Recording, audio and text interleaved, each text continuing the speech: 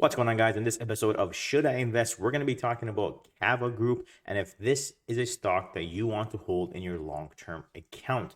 We're going to use the MarketSurge tool. We're going to get into the details, see the fund ownership, see all the details of the company, and figure out if this is something that we want to invest in the long term, and if you guys should do the same. All right, so without further ado, let's go ahead and jump right into it. But before we do, make sure you like, subscribe, and comment down below what stock you want me to do next so we can research it right here on YouTube. All right, so without further ado, I have my handy dandy Excel sheet that's going to tell us whether this is a buy or not. And of course, we have the MarketSmith tool right behind us here as well. All right, so with that said, let's go ahead and plug in CAVA here and take a look at what data we get. All right, so we have a positive EPS of 0.4, PE of 229, which is a little bit higher than we want, but we have one out of the two already. Now let's look at return on equity. To do that, we're going to pop up right here on MarketSurge, and we're going to see return on equity is actually 22%. So let's go ahead and plug that in here. All right, perfect. We have our second green on the list, and now we're going to go and look at a few of the finances. All right, to do that, we're going to open up Yahoo Finance. We're going to go to financials, we're going to go to balance sheet, and we're going to look at total debt to total asset ratio. All right, so we're looking at total debt. Okay, so let's come down here. Let's see total liabilities. We got this number right here. We're going to plug that in. And then total assets, we're going to come up and plug that in. So it's already going to be a positive number, which again gives us another green figure. All right, there we go.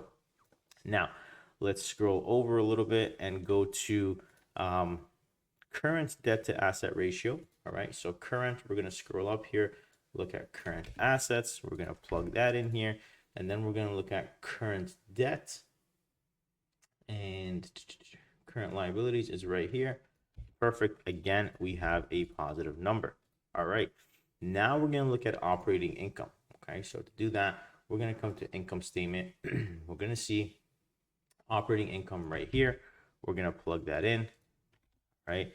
And then we're going to look at total revenue, and we're going to plug that in as well. Let's go ahead and scroll over here, and let's pull this down here, 4%. All right, so we got a red on the balance sheet. Okay, does it balance? The answer to that is yes, but not at a figure that we wanted to. Okay, we want it to be around 19, 20, 25, anything above 15% is really what we're looking at in this category.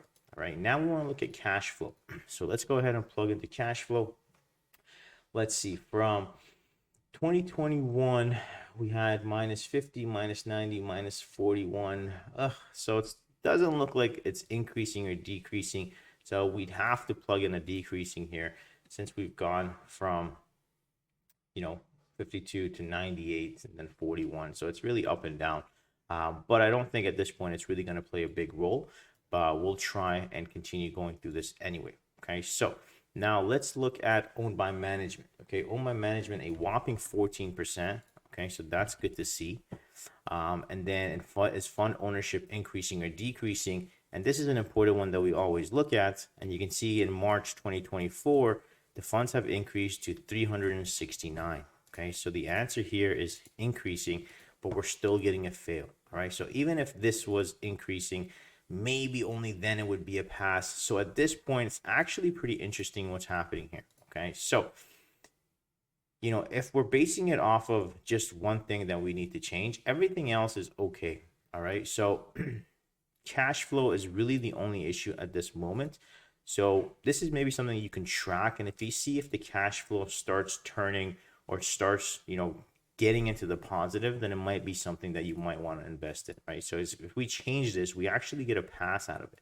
So that is something to be aware of. Really just need one thing out of the criteria here for this to increase. Other than that, total debt to asset ratio is good. Return on equity is good. Everything else seems okay. Even, if the income statement doesn't balance, it does balance. It's just not significant to the number we want. So really, if we can turn this cash flow around down the line, then we can definitely get that pass out of this. All right. But at the moment, the way it is, it's a little bit on the board, on the cusp of pass or fail, I would say, and the Excel sheet definitely does tell us that. All right, so I hope you guys did find value in this very quick video on how to do these. I hope you guys are getting the hang of it.